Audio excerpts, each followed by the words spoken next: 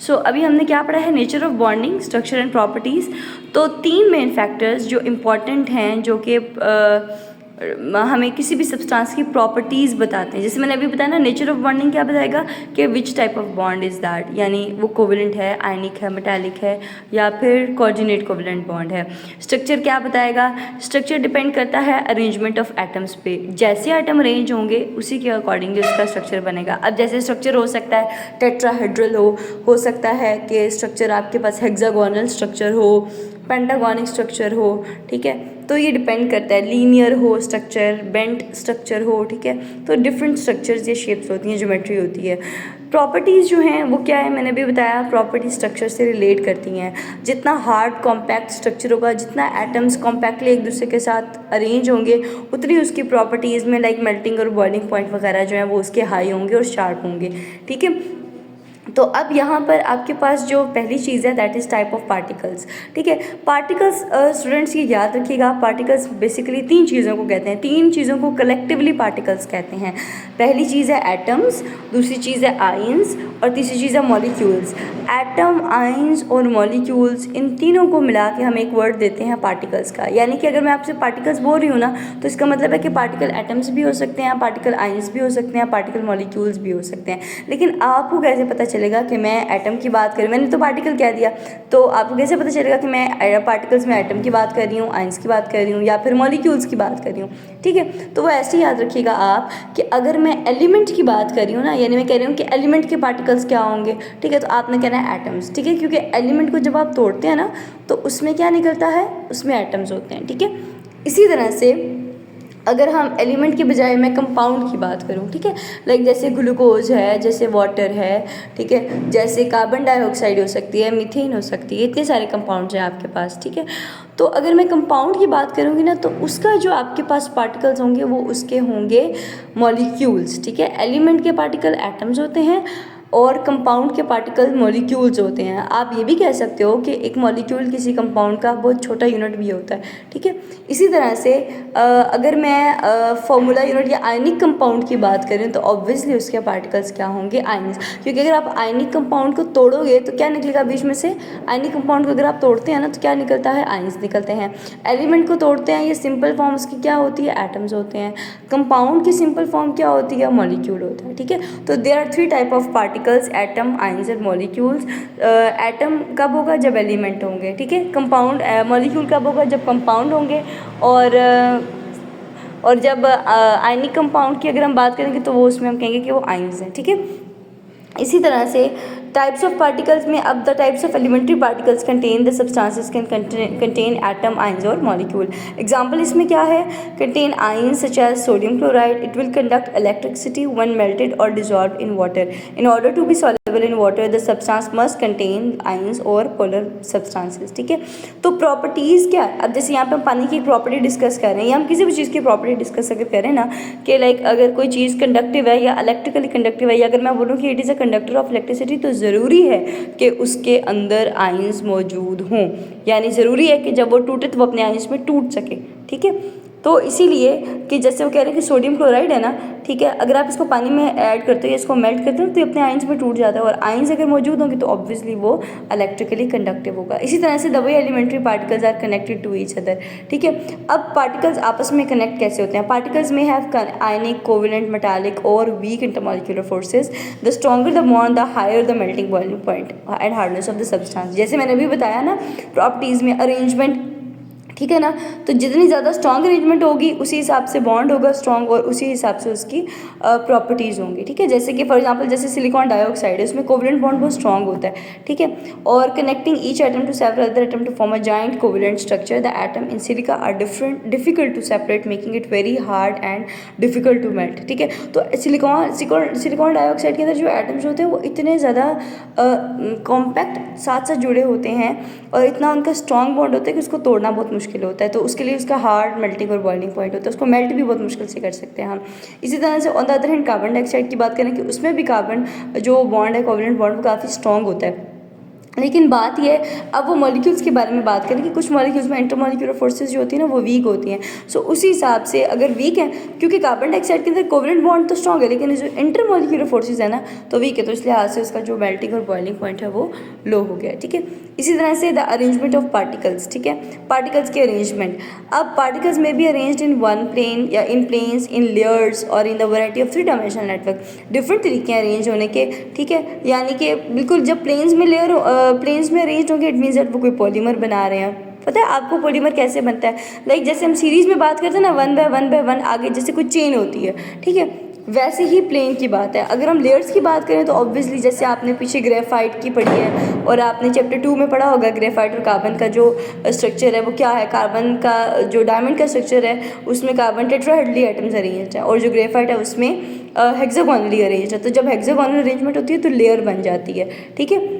इसी तरह से ग्रेफाइट में एटम्स 2 डायमेंशनल लेयर की फॉर्म में मौजूद है, तो उसमें भी ना अब ये देखो ये प्रॉपर्टी जो एटम्स की अरेंजमेंट है ना इसके अंदर भी वो क्या कर रही है, this allows the layer of graphite to move over one another, ठीक है।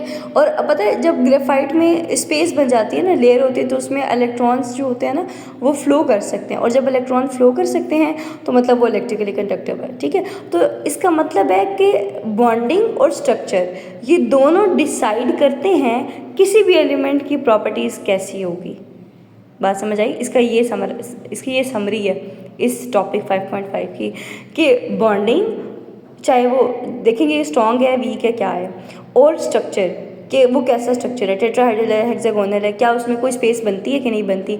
ये दोनों डिसाइड करेंगी चीज़ें कि किसी भी सब्सटेंस की property like melting point, boiling point, electrical conductivity, ठीक है, थर्मल कंडक्टिविटी, यानी फिजिकल प्रॉपर्टी कैसी होगी, ठीक है। इसी तरह से द अरेंजमेंट ऑफ पार्टिकल्स की मैंने बात बताई अभी। Diamond have a large 3 dimensional network of carbon atom, और वो क्या है, वो डायमंड क्या है आपको पता ही है, अर्थ पे हार्डेस्ट जो होता है वो सब्सटेंस है, ठीक है, और बहुत बड़ा सब्सटेंस है, और इसमें जो बॉन्डिंग है वो काफ़ी हद तक स्ट्रॉन्ग होती है, ठीक है। तो इसीलिए इसका मेल्टिंग और बॉइलिंग पॉइंट बहुत हाई होता है, और ये थर्मली क्या होते हैं, स्टेबल होते हैं, ठीक है। तो पहले ये 3 फैक्टर्स जो होते हैं वो प्रॉपर्टीज़ को डिसाइड करते हैं कि उसकी प्रॉपर्टी कैसी होगी, ठीक है। इसके बाद है conduction of electricity in ionic compound. ये तो आपको पता है कि आप किसी भी आयनिक कंपाउंड को, उसके लिए 2 कंडीशंस हैं, एक होती है मेल्ट और एक होती है मेल्टिंग और एक होती है एक्वस सोल्यूशन। आप किसी भी आयनिक कंपाउंड को अगर आप मेल्ट करोगे तब भी वो इलेक्ट्रिकल कंडक्टिविटी शो करेगा, और अगर आप उसको पानी में डिजॉल्व करोगे तब भी वो इलेक्ट्रिकल कंडक्टिविटी शो करेगा। लेकिन अगर आप ये दोनों काम नहीं करते, यानी ना उसको मेल्ट करते हो ना ही उसको आप पानी में डिजॉल्व करके उसका एक्वा सोल्यूशन बनाते हो, अगर आप ये दोनों काम नहीं करे और सिंपल आयनिक कंपाउंड में से चाहते हो कि इलेक्ट्रिसिटी पास हो जाए, तो कभी ऐसे इलेक्ट्रिसिटी पास नहीं होती, ठीक है। तो मेल्ट करने से क्या होता है, वो अपने आइंस में टूटना शुरू हो जाता है, मतलब उसमें आइंस जो इंटैक्ट रहते हैं ना वो ज़रा अपनी जगह से हटना शुरू हो जाते हैं, डिस्प्लेस होते हैं, आइंस में कन्वर्जन होती है, और इसी तरह से इलेक्ट्रिकल कंडक्टिविटी शो होना शुरू हो जाती है, ठीक है। सो इलेक्ट्रिकल कंडक्टिविटी कब अचीव होती है, जब जो उसमें आइंस है ना, यानी चार्ज पार्टिकल्स आइंस को ही कहते हैं, वो मूव करते हैं, ठीक है। सो आयनिक कंपाउंड जो होता है वो सॉलिड स्टेट में ऊपर लिखा हुआ है, compound can not conduct electricity in solid state, solid में तो कभी भी नहीं करता, ठीक है, क्योंकि आइंस उनके जो है वो अपनी फिक्स पोजीशन पे रहते हैं एंड कैन नॉट मूव, और मूव नहीं करते। जबकि आयनिक कंपाउंड अगर आप मेल्ट करो या पानी में डिजॉल्व करो तो तब वो आइंस जो है ना वो फ्रीली मूव करते हैं, चाहे पानी में डिजॉल्व करो या उसको मेल्ट करो। और जब आइंस फ्रीली मूव करेंगे तो आपको पता है इलेक्ट्रिसिटी का क्राइटेरिया ही ये होता है कि अगर तो आपके पास वो चीज़ मूव कर रही है, अच्छी तरह से मूव कर रही है, तो वो क्या है, वो आपके पास इलेक्ट्रिकली कंडक्टिव है। इसी तरह से नेक्स्ट टॉपिक है conduction of electricity through acids, ठीक है। अब आपके पास अगर हम एसिड्स को देखें तो कहते हैं कि कोवलेंट कंपाउंड के पास वैसे तो चार्ज पार्टिकल नहीं होता, जो हमने पीछे पढ़ा है आयनिक कंपाउंड में आइंस होते हैं, तो वो कह रहे हैं कि they do not conduct electricity. However कुछ कोवलेंट कंपाउंड्स ऐसे हैं जो कंडक्ट करते हैं इलेक्ट्रिसिटी को। मैं हमेशा से कहती हूँ कि केमिस्ट्री में अगर आपको एक रूल बता दिया गया ना तो ज़रूरी नहीं होता कि वो रूल उस कंपाउंड की सीरीज़ में आने वाले हर चीज़ पर अप्लाई हो, कभी कभी वो अपनी डिफरेंट बिहेवियर भी शो करता है। Exceptions are everywhere and specially in the case of chemistry. तो आपने ये याद रखते हैं कि अगर मैंने कह दिया ना कि आयनिक कंपाउंड बहुत अच्छा करता है इलेक्ट्रिकल कंडक्टिविटी शो, तो वो करेगा डेफिनेटली। लेकिन अगर मैं कोवलेंट की कहूँगी कि नहीं करेगा, तो उसमें भी कुछ कंपाउंड ऐसे होंगे जो चार्ज पार्टिकल की वजह से या उनके और बहुत से रीजंस होते हैं जिसकी वजह से वो इलेक्ट्रिकल कंडक्टिविटी शो करते हैं, ठीक है। तो इसमें अब आपके पास जो मिनरल एसिड्स हैं कौन से हैं, जो आपने 8th में भी पढ़े थे, HCl, H2SO4, नाइट्रिक एसिड।